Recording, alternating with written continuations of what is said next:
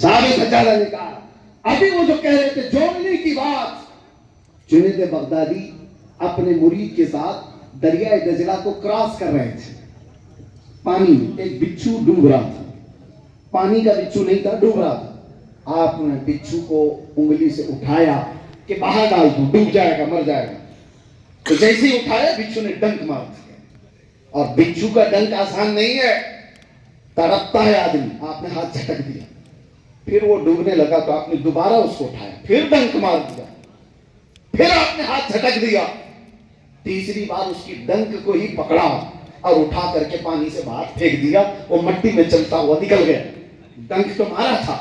مرید نے کہا سرکار جنید بغدادی سے کہ وہ موذی جانور ہے، ڈنک پہ ڈنک مارتا ہے اور آپ اس کو پھر اٹھا رہے ہو۔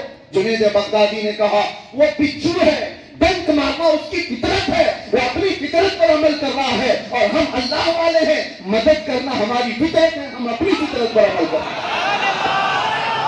نعرہ تکبیر، نعرہ رسالت، یا رسول اللہ، مدد کرنا ہماری فطرت ہے، ہم مدد کر رہے ہیں۔ اسی لیے میرے عزیزو، یہ یہاں سے کانسیپٹ لے کر کے جاؤ اولیاء کے آستانے سے۔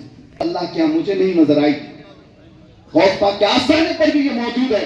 غوث پاک کہتے ہیں ساری نیکیاں الٹ پلٹ کر دیکھ لیا، دو نیکیاں مجھے لگی، پوچھا کون سی؟ کہا ایک ننگوں کو کپڑا پہنانا، دوسرے بھوکوں کو کھانا کھلانا۔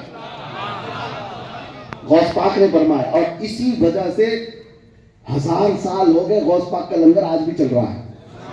ایک اور بات میں بتا دوں، کاٹنے اور اس کی بات آپ نے سن لی، جوڑنے کی، اسی طرح سے تمہارا مقصد جینے کا کیا ہونا چاہیے؟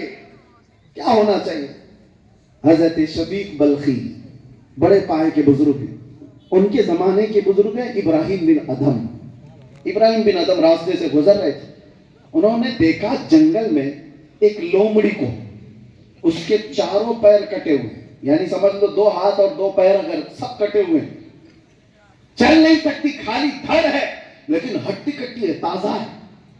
ارے جو چل نہیں سکتی، پھر نہیں سکتی، اس کو تو مرنے کی کگار پر ہونا چاہیے، ہڈیاں نکل جانی چاہیے، لیکن وہ ہڈی کٹی ہے۔ ابراہیم بن ادھم کہتے ہیں اس کے صحت مند ہونے کا راز کیا ہے؟ یہ کیسے اتنی صحت مند جی رہی؟ کہتے دور کھڑے ہو کر کے دیکھنے لگے، اللہ اکبر، نظام قدرت دیکھو، ایک کوا اپنے منہ میں روٹی لے کر آتا ہے، اس لومڑی کو کھلا کے جاتا ہے۔